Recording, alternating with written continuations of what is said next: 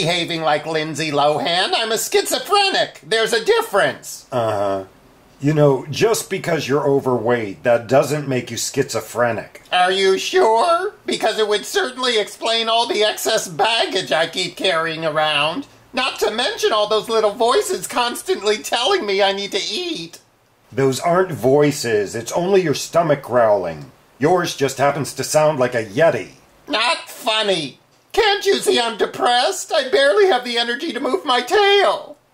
Ow.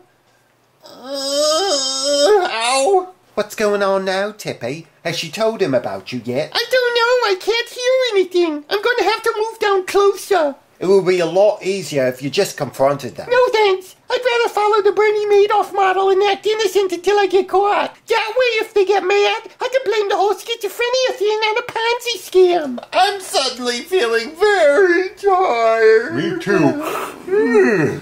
Must be time for a nice long nap. But first, I wonder what Tipi and the Beast are up to. His name is Tuck. Whatever. It's been awfully quiet up there. I still can't hear anything, so either they're whispering or using some kind of psychic friends network to communicate. You know, I'm a little bit psychic myself. Perhaps I should come observe too. Maybe I can pick up some good vibrations or something. No, you stay there. I don't want them to hear me coming.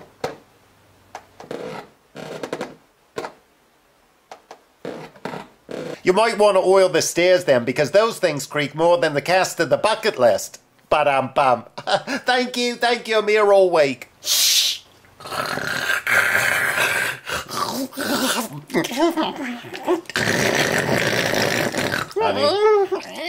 Honey, are you sleeping? Hey, honey, are you sleeping? Whoa, I guess so. Something tells me this whole schizophrenia idea has one name written all over it. Of course, that name could only be... Tipi! Uh-oh, he's on to you.